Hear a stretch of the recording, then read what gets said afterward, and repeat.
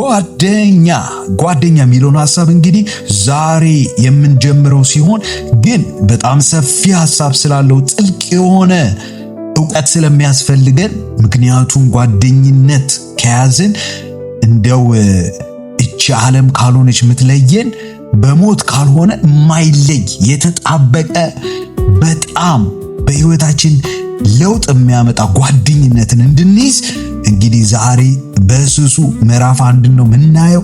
ከዛ እየቀጠልን እንሄዳለን። ዛሬ ግን 6 ጓደኛ የሚለው ቃል ሊያሟላው የሚገባውን ዝርዝር ነው የምናየው። እንግዲህ በአጭሩ ዝርዝሮቹን እናያለን ማለት ነው።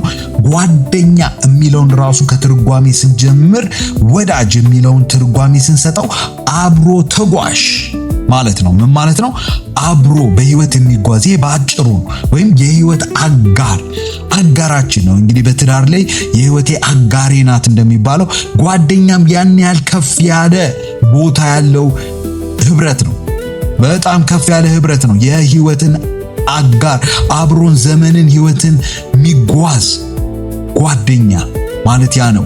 ይህንን ጓደኛ ግን እንዴት አድርገን ነው የምናገኘው? ምንይዘው? መመዘኛውስ ምንድነው? የሚለውን የተለያየውን ሐሳብ ነው የምናየው። እንግዲህ ጓደኛ በተለያየ ቦታ የምትኖሩ ወንድም እህቶቼ የተለያየ ትርጉም ሊኖረው ይችላል። በተለይ ደግሞ በውጭው ዓለም የምንኖር ሰዎች ጓደኝነት ትንሽ ከበድ ይልብናል። ምክንያቱም በሀገራችን የለመድነው በልጅነት ያገኘናቸውን ጓደኞች ጥለን እዚህ በምንመጣበት ጊዜ አንደኛ ድሮ የያዝነውን ጓደኝነት በብዛት አይቀጥልም። ፉርሽ ነው። ለምን? በትክክል የመሰረት ነው ስላልሆነ። አሁንም ደግሞ መተን የምንቀጥለው ጓደኝነት ደግሞ በጣም ከባድና ስኬታማ ያልሆነ ነው። በይሄ በብዙዎቻችን ህይወት ምን መሰክረው ነው። ምንም መደባበቅ አያስፈልግም። እንደውም አንድ ማቀው ወንድሜ በጣም በሐዘን ጊዜ ስደርስለት ምን አለኝ? በጣም ደስ አለኝ አለ ስለመጣልኝ። ምን ለማለት ፈልገህ ነው ስለው በጣም አዝኜ ነበር። እንዴት አንድ ጓደኛ እንኳን የለኝም በዚህ ሐዘን ጊዜ ምደውልለት ወይ የሚመጣ የሚያየኝ የሚለው ሐሳብ ውስጡ አቃጥሎት ነበር። እና ብዙዎቻችን እንደዛ አይነት ሁኔታው ስንገባ ነው ጓደኛ የምንላቸው እንደሌሉን የምንረዳው። አብረውን ብዙ ዞር የሚሉ ሰዎች ልናገኝ እንችላለን። ጓደኛ ግን ማግኘት በጣም ከባድ ነው። ስለዚህ እስኪ እንግዲህ ከአንድ ጽሑፍ ነው የምጀምርላችሁ። ይህ ጽሑፍ ምን ይላል? ጓደኛ ፍለጋ በቤቴ ብወጣ የሰላምታው ብዛት የጀለስ ጋጋታ መስሎኝ ነበር ብዛት ውጤት የሚያመጣ ለካ ቆዳው እንጂ መርዛማ ነው እባብ። ሰላምታ ጨበጣ ሀተታ ቢያበዛ አትቀበላ ቅፈ ማጣሪያ ሳይገባ ይላል። በጣም ነው የሚገርመው። እንግዲህ ወንድሞች እግዚአብሔር ይርዳን። ማጣሪያ ውስጥ ማግባት አለብን። ልባችንን ከመስጠታችን በፊት የሰውንም ልብ ከመቀበላችን በፊት ጓደኛ የሚለውን ማጣሪያ ውስጥ እንክተተው። እንግዲህ ይሄ ማጣሪያ ከሀገር ሊለይ ይችላል፣ ከሰው ሊለይ ይችላል፣ ከባህል ሊለይ ይችላል። ነገር ግን ነጭም ቢሆን አበሻም ቢሆን አፍሪካዊም ቢሆን አንድ የሚያደርገን ግን ሁኔታዎች አሉ። ልዩነት ቢኖሩ አንድነት ያለብን ነገር አለ። ስለዚህ እነኚህ 6 ነገሮች የትም ዓለም ብትዞሩ የትም ሀገር ብትሄዱ አንድ የሚያደርገው ጓደኛ የሚለውን ዴፊኒሽኑን የሚሰጠው እንደው ጉግል ላይ እንኳን ብትወጡ ጉግል ብታደርጉት ራሱ የሚገልጥላችሁ እነኚህን ማሟያዎች ነው ዛሬ ይዤላችሁ የመጣሁት። የትም ቦታ ብትሄዱ ይህንን ማሟላ ህብረት ካላችሁ ጓደኛ የምትሉት ከሆነ ተሳስታችኋል። ስለዚህ ምንድናቸው እነኚህ ማጣሪያዎች? አንድ ቀላል የሆኑት ነው የምንጀምረው። 6ቱ ቀላል ናቸው። ኦኬ። ስለዚህ በመጀመሪያ ምን እናድርግ? ስም አስቡ ወይ በአእምሮአችሁ ወይ መዝግቡ። እንደው አንድ 5 ጓደኛ ካላችሁ ወይ 5 ወይ 10 እስከ 10 ከ10 አይብለጥ። ኦኬ። ካላችሁ አንድ ብቻ ካለው አንድ ሰው አንድ ነው ያለው ምን ይደረግ?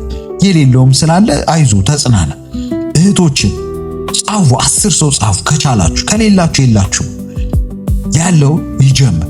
መጀመሪያ አሁን የጻፋችሁት ስም ዝርዝር ይሄንን ያሟላሉ ወይ? መጀመሪያ ሁለታችሁም ጓደኝነቱን ተቀበላችሁታል ወይ ወይም እውቅና ሰጣችሁታል ወይ?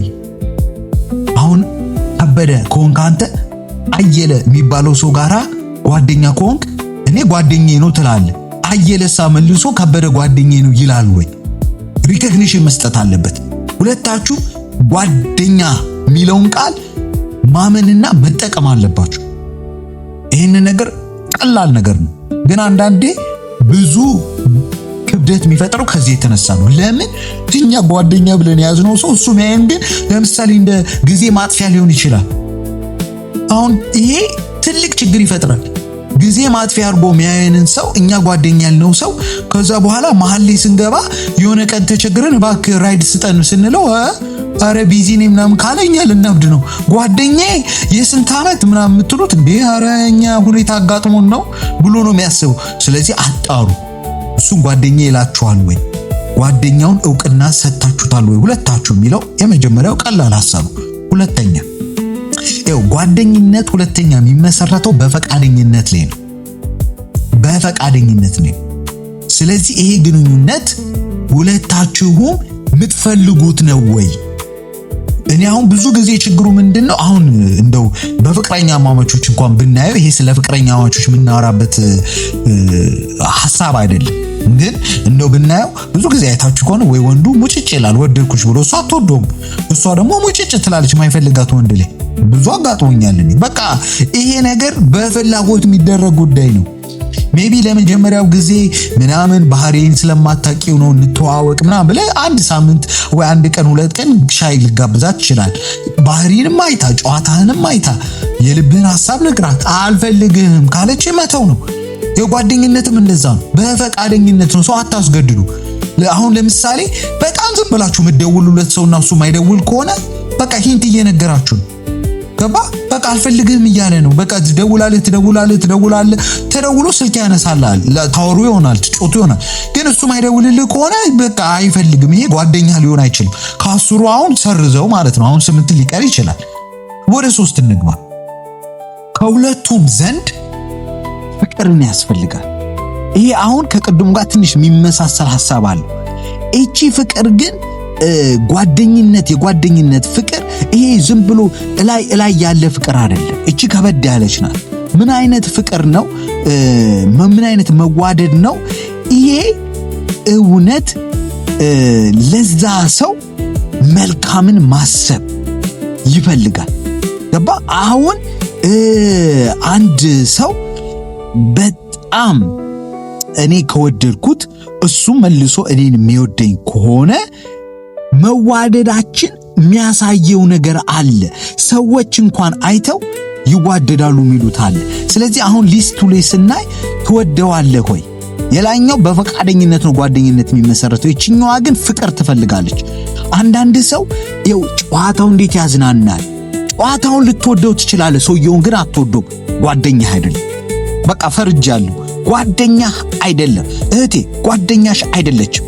ጨዋታው ምናምን ይመችሻል ወይ? የሆነ ትምህርት ቤት ነው የተዋወቃችሁት፣ ትምህርት ላይ አብራችሁ ላይብረሪ ገብታችሁ ታጠናላችሁ። በጣም ጥሩ ነው። ቀጥሎ አጥኑ። ጥሩ ህብረት ነው። ጓደኛሽ ግን አይደለችም። ካልወደድሻት እሷም ካልወደደችሽ ጓደኛ አይደለም ማለት ነው። አራተኛ እቺ ወሳኝ ናት። በተለይ ደግሞ ከሀገር ለወጡ ሰዎች ምንድናት? መገናኘት ይፈልጋል። መገናኘት ስል ኦፍ ኮርስ ሰውና ሰው ይገናኛል፣ ትገናኛላችሁ። ይሄ ግን አጋጣሚው ካገናኛችሁ ውጪ መገናኘት አለባችሁ። ለምሳሌ ስራ ቦታ የተዋወቃችሁ ከሆናችሁ ጓደኛዬ ነው እኮ ስራ ቦታ አውቀዋለሁ ምናምን ብለህ ከስራ ውጪ ማታገኘው ሰው ከሆነ ከስራ ውጪ ማደውልለት ከሆነ ስራ ቦታ ላይ ያ ሰው ተመችቶኛል እያልክ ነው። በቃ ሌላ ነገር የለም። ስራ ቦታ ላይ በጣም እንግባባለን፣ ምሳ አብረን ስራ ቦታ ላይ ስንበላ አብረን እንበላለን። በቃ ከስራ ውጪ ግን ላገኘው አልፈልግም ካልክ ይሄ ጓደኛ አይደለም። ይሄ የስራ ቦታ ባልደረባ ነው፣ ግን የምትወደው ደስ የሚል ባልደረባ። አየህ አሁን ግራ ትጋቡ። እሱም እንዲህ መረዳት አለበት። ካለዛ አሁን አንተ በስራ ቦታ ስለተሳሳቃችሁ ምናምን የሆነ ቀን ደውሎ በርዝዴ ነው ና ቢል ግራ ነው የሚገባ። እንዴ ምን አገኝቶኝ ነው አንተ በርዝዴ ቢሆን መሄዶ ትላል ወይ? ተቸግሬያለሁ ቢል እንዴ ምን አገኝቶኝ ነው? ስራ ነው የምንተዋወቀው እኮ ብራዘር፣ በቃ ሌላ ነገር የለንም። አየህ ከዛ ጥል ይፈጥራል። ጥል እንዳይፈጠር ግን መተዋወቅ መግባባት አለብን። ስለዚህ እቺ ነገር አስፈላጊ ናት። በስልክም ሆነ በአካል መገናኘት አለብን። በተለይ ውጭ ያሉ ሰዎች እኔ ብዙ ምሳሌ ልሰጥ እችላለሁ። በቤተ ክርስቲያን በር ላይ ተገናኝተን አንድ 20-30 ደቂቃ አንድ ሰዓት በየሁዱዱ ልናጠፋ እንችላለን በማውራት ስለ ፖለቲካ፣ ስለ ሀገር፣ ስለ ተለያየ ቦታ። ያ ማለት ግን ወዳጅ አይደለም ያ ሰው ወይ ወዳጅ አይደለችም ያቺ ሴት፣ ምንም ማለት አይደሉም። እዛው ስለተገናኘን ነው። ከዛ ውጪ አመታት ያሳለፍናቸው ሰዎች አሉ። ከዛች በር ውጪ ማያገናኘን ምንም ማያገናኘን ጉዳይ። ስለዚህ እነሱ ወዳጆች ሳይሆኑ ምን ይባላሉ? ቦታ ያመጣቸው ጥሩ ተግባቢ ሰዎች ከኛ ጋር የተግባቡ ናቸው። ስለዚህ ጓደኛዬ ነው ብለህ አስበሽ ከሆነ አውጫቸው፣ ሰርዣው። በየቦታው የምታገኟቸው ግን ስልክ እንኳን አንስተን በየሳምንቱ ወይ በየወሩ ማደውሉ ከሆነ ሰርዟቸው። ጓደኛ የሚባል ውስጥ የሉበትም። ኦኬ። በተለይ ውጭ ያላችሁ ወንድም እህቶቼ እንደው አትሊስት በወር አንዴ ወይ በሁለት ወር እንኳን እንደው ከከበደ ቢዚ ስለሆነ ሀገሩ በሁለት ወር አንዴ ግን አንድ ሰው እኔ ጓደኛዬ የምለውን ሰው ስልክ ደውዬ ብራዘር እኔ እናንተ ቁጭ ብለን ሻይ መጠጣት አለብን 30 ደቂቃ አንድ ሰዓት። ካለዛ ምኑ ነው ጓደኝነቱ? ስለዚህ 30 ደቂቃ አንድ ሰዓት ቁጭ ብለን ሻይ እንጠጣለን፣ እንበላለን፣ እንጮታለን። እንዴት ነው እንላለን፣ እናወራለን፣ ስለ ጓደኝነቱ ይወራል። እንዴት ነው ብራዘር ምንድነው የጎደለ ነገር አለ? እንደ ጓደኛ እስኪ ማሻሻል ያለብኝ ንገረኝ፣ አንተም እንዲህ ነው ምናምን ብሎ ይነግረኛል። እኔ የሚያየውበትን ባለፈው እንደዚህ ሰው ፊት እንዲያልከኝ እሱ ነገር ደስ አይለኝም፣ አይመቸኝም። በቃ ይሄ ማስረዳት ገባ። መቀየም የለብንም። አሁን እኔ እንደዚህ አንዳንድ ሰዎች አሉ። አሁን የሆነ ነገር እንኳን ብር አበድረኝ ብለው ስላላበደርካቸው በቃ ከዛ በኋላ ተናደው ጥለው ይሄዳሉ። ያ ማለት ምን ማለት ነው? ቁጭ ብሎ አልተወራም ማለት ነው። ስለዚህ ይህንን ማሰብ አለብን። ወይ አንዳንድ ሰዎች ራይድ ፈልገው አልተሰጣቸውም ራይድ፣ በቃ ከዚህ በኋላ ምናምን ብለው ጥለው ይሄዳሉ። ይሄ መሆን የለበትም። ቁጭ ብለው ህብረቱ ለረጅም ዘመን የሚፈልገው እስከ ሞት ብለን ነው የጀመርነው። ስለዚህ እንደዛ አይነት ህብረት ከሆነ ቁጭ ብለን ባለፈው እኮ እንዲህ ብዬ ነበር፣ ለምንድን ነው እንዲያልከኝ? እኔ ጓደኛዬ ነህ ብዬ አስቤ ነው ራይድ የጠየቅኩ፣ አንተ ግን አልሰጠኝም ራይድ። ወይ ተቸግሬ 100 ብር ስጠኝ አልኩ፣ አላበደርከኝም። ለምንድን ነው? አይ መጠያየቁ እንዴት ክሊር እንደሚያደርግ ከዛ ያ ሰውዬ ደግሞ ይናገራል። አይ እኔ በቃ ብር አላበድርም፣ ለአንተም ቢሆን ለማንም ጓደኛዬም ቢሆን እኔ ለማንም ሰው ብር አላበድርም ካለ ከዛ ትወስናለህ። አሁን አንተ ክሊር በሆነ ኦኬ ይሄ ሰው ለችግር ጊዜ አልደርስም እያለ ነው። ለማንም ሰው ቢሆን እኔ ለችግር ጊዜ አልደርስም ካለ ጓደኛ እንዲሆነ ትፈልጓለህ። አፈልጎማ ሰርዘው በቃ። ከዛ በኋላ ስትገናኝ ብቻ ሰላም ትባባላለህ። መደዋወል አያስፈልግም፣ መጨቃጨቅ አያስፈልግም። በሰላም ያልቃል ማለት ነው። መልካም። ሌላው እንግዲህ አምስተኛዋ እቺ ደግሞ ምንድናት? አንዱ ለአንዱ ይህንን በልባችሁ ጠይቁት። መልካምን ነገር ለዛ ሰው ትፈልጋላችሁ፣ ትመኙለታላችሁ፣ ታደርጉለታላችሁ። አየህ አሁን ቀላል ሊመስል ይችላል፣ በጣም ግን ከባድ ነው። ብዙዎቻችሁ 10 ሰው እስኪጽፋችሁ ከሆነ 10ሩም ዛሬ እንደው በዶላር እናርግላቸውና 1 ሚሊዮን አገኙ ቢባል ለ10ሩም ደስ ይላችኋል? ማይላችሁ ሰዎች አሉ እዛ ውስጥ አይደል? ይሄ ሰው ሚሊዮነር ቢሆን እውነቴን ነው እኔ በቃ እውነት ማንም ሰው አያየኝም ብቻዬን ነኝ አይደል ብለህ ቁጭ ብለህ ወይም እህቴ ቁጭ ብለሽ ማንም አያይሽም ብቻሽን ነሽ አይደል? አሁን ስም ዝርዝሩን እኔ አላውቀውም። ጻፊ በቃ ለሚቱ፣ ጫላ፣ ሚጣ ምናምን ከበደ በቃ ዘርዝሩት። ከዛሳ አሁን ሰርዙት። ኦኬ በቃ እኔ ይቅርታ የኔ ወንድም እያልክ በልብህ ሰርዘው። አንተ 1 ሚሊዮን ብታገኝ እኔ አራለው እንጂ ምንም ደስ አይለኝ የምትለው ሰው ካለ ጓደኛ አይደለም። ሰርዘው፣ አውጣው። ይሄ እውነቴን ነው የምልህ፣ እንደ ክርስቲያን ነው የምናገረው። እግዚአብሔር ራሱ አይቀየምም። ለምንድን ነው ሰው ሁሉ ጋር ጓደኛው እንኳን አይልም? ማትፈልገው አይነት ሰው ካለ ውስጥ ከሌለ በቃ ማውጣት ነው። ጓደኛ ካልክ ግን 1 ሚሊዮን አገኘ ሲባል ካንተ በላይ ሰው ሊደሰት አይችልም። በቃ አንተን ደስተኛ የምትሆን እህቴ፣ ደስተኛ የምትሆኙ አንቺ ነሽ ነው የምትዩ። በቃ በስማም ልክ ለራስሽ እንደሆነልሽ ነው የምትሆኙ። ለምን? ጓደኛ ስለሆንሽ። ጓደኛም ይሄ ነው ሚዛኑ። ይህንን ማሟላት አለብሽ ማለት ነው። 6ኛና በመጨረሻ የሰውን ነው የምናየው። ይሄ አሁን ዝም ብለን እንደው ዓለም የምትመዝንበትን ሚዛን ነው የምናየው። እንደው በተወሰነም ቢሆን 6ኛ እምነት ይፈልጋል። ጓደኝነት በቃ እምነት ይፈልጋል። ማታምነው ከሆነ አይሰራም። ባጭሩ ልንገር፣ አይሰራም። ሌባ፣ ውሸታም አይነት ሰው ከሆነ አሁን እዛ ዝርዝር ላይ ያለው አውጡት። ለረጅም ዘመን የሚሆን ጓደኛ አይሆናችሁ። አውጡት። መታመን አለበት። ሚስጥርን ለመንገር የምትፈራው ከሆነ በቃ ይሄ ሰው አይሆንም። ሚስጥር ስል እንግዲህ ያው በጣም የከበደ ሚስጥር አለ። ግዴታ እንደሱ አይነት ማለት አይደለም። ግን እንደው የምትፈራው አይነት ሰው ከሆነ እኔ አሁን ለምሳሌ እኔ እንጃ እዚህ ቦታ ነበርኩኝ ለማለት ወይ የሆነ ነገር የራስን ታሪክ ለማጫወት እንኳን እንደዚህ ነገር አለኝ እንዲህ እኮ ተቸገርኩኝ፣ ስራዬ ቢዝነስ እኮ እዚህ ጋር ከሰረ ምናምን ብለህ ብታወራው ብዙ ይሄ ሚስጥር ከባድ አይደለም። ግን እሱን እንኳን ለማውራት የሚከብድ ከሆነ ያው እኛ እንደ ኢትዮጵያን እንደ አበሾች እንደ ኤርትራኖች ብዙ እንፈራለን። ኧረ ሰው ቀብሮ ነው ማመን ምናምን የሚባል ሁሉ አባባል አለና እንደዛ አይነት ውስጥ ሳንገባ ሳንቀብረው ጓደኛችን ሆኖ ሚስጥር ልንነግረው ምንችለው ሰው ነው ወይ የሚለው ማጣሪያ ውስጥ ማግባት አለብን። ይሄ ካልሆነ አሁን ካስሩ ስንት ቀረ ማለት ነው? አንድ ወይ ሁለት ሰው ነው የቀረው። እነኚህን ወንድሞችና እህቶች አም ቴሊንግ ዩ አጥብቃችሁ ያዙ። ይሄ በቃ ምርጥ ነው። ይህን ዝርዝር ያለፈ ሰው ከተገኘ በቃ በጣም አሪፍ ሰው፣ በጣም አሪፍ ነው። አሁን እንደው ወደ እግዚአብሔር ትንሽ እንሂድ። አጭር ደቂቃ ላውራችሁና የሚገርማችሁ ነገር እግዚአብሔርም ሰውን ጓደኛ እንደሚል ታውቃላችሁ። ይሄ የመጽሐፍ ቅዱሳዊ ሐሳብ ነው።